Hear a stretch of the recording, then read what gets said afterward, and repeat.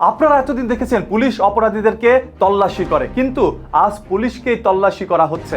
পুলিশের পকেটগুলো চেক করা হচ্ছে যে তাদের পকেটে কোনো দ্রব্য আছে কিনা, কারণ তারা একজন চিহ্নিত ব্যবসায়ীর বাসায় তল্লাশি চালাতে যাচ্ছে। তাই পকেট থেকে রেখে যাতে একজন নিরপরাধীকে অপরাধী বানাতে না পারে, এই জন্যই এরকম একটি তল্লাশি চালানো হয়। চিহ্নিত ব্যবসায়ী শিপনের বাসায় যখন তল্লাশি চালায়, তখন তার কাছ থেকে বিপুল পরিমাণ জব্দ করে এই আইন শৃঙ্খলা বাহিনী, যাদেরকে আপনারা এখন তল্লাশি করতে দেখছেন। পুলিশের বিরুদ্ধে এরকম অসংখ্য অভিযোগ রয়েছে।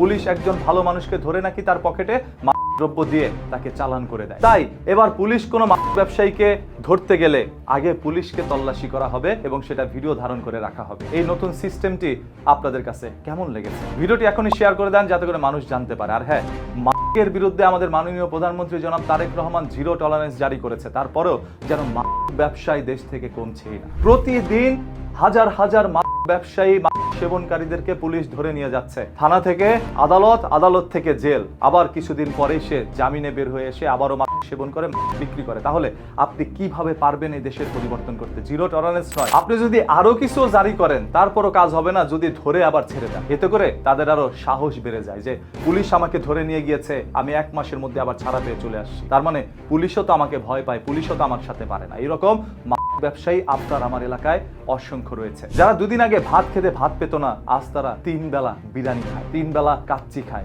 স্ত্রী সন্তানকে লক্ষ লক্ষ টাকা খরচ করে দামি মোটরসাইকেল, গাড়ি, বাড়ি সব করে দিচ্ছে শুধুমাত্র মাদক ব্যবসা করে। সেই চিহ্নিত মাদক ব্যবসায়ীদেরকে ধরা হচ্ছে, তাদেরকে চালান করা হচ্ছে, জামিনে বের হয়ে আবারও ব্যবসা করছে। পিছন থেকে মদক দিচ্ছে বর্তমানের রাজনৈতিক নেতারা। রাজনৈতিক নেতারা জানে সে মাদক ব্যবসা করে, তারপরও তাকে সাথে নিয়ে ঘুরে, তাকে পিছন থেকে মদক দেয় যে তুমি মাদক বেচো, আমাকে কিছু দিও, আমি খাবো, আর সেই টাকা দিয়ে আমি নিজেও দালান কোঠা করবো। হ্যাঁ, এইগুলো ঘটছে ভাই। আর এই সব কিছু ইতিহাসের পাতায় আবারও লেখা হচ্ছে। যতদিন কলমে কালি থাকবে ততদিন লেখা হবে, সময় মতো সবকিছুর জবাব দেওয়া হবে ইনশাল্লাহ।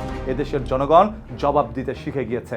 আপনারা দেখেছেন না, এবার গণ অভ্যুত্থানের মধ্যে লক্ষ কোটি মানুষ একত্রে হয়েছিল, ছোট ছোট বাচ্চা পর্যন্ত তার জীবন দিয়েছে নতুন এক স্বাধীনতার জন্য। তবে সেই স্বাধীনতা নিয়ে করা হচ্ছে গাদ্দারি। এই গাদ্দারির জন্য আবারও মানুষ রাস্তায় নামবে, তখন আর তথাকথিত কোনো রাজনৈতিক দল ক্ষমতায় আসতে পারবে না। নতুনত্বের এক জয় হবে ইনশাল্লাহ। সেদিন পুরনো রাজনীতি ছেড়ে নতুন করে এক রাজনীতির সূচনা হবে, সেই দিন আর বেশি দূরে নয়। কোনো একভাবে যদি বিএনপিরও পতন হয় কোনো অভ্যুত্থানের মাধ্যমে, তাহলে দেখতে পারবেন জামাত নয়, এনসিপি নয় আওয়ামী লীগ বা বিএনপি, আসতে পারে নতুন কোনো দল, যেটা হবে জেনজি সরকার। তাই আমরা চাই বর্তমান সরকার যেন এই দেশটাকে নতুন করে তার স্বপ্নের মতো করেই সাজাতে পারে জনগণের কল্যাণে। যেই সরকার 18 ঘন্টা না ঘুমিয়ে আপনার আমার জন্য ভাবে, সেই সরকারের আশেপাশের লোকজন যখন জনগণের উপরে চাপ সৃষ্টি করছে, তখন সেই সরকারেরই দরকার তার দলের সেই সকল লোকগুলোকে চিহ্নিত করে বহিষ্কার করে শাস্তির আওতায় নেওয়া। সর্বশেষ এই যে পুলিশকে তল্লাশি করা হচ্ছে অপরাধীকে ধরার আগে, এই বিষয়টি আপনাদের কাছে কি মনে হয়েছে, কেমন লেগেছে কমেন্ট করে জানান।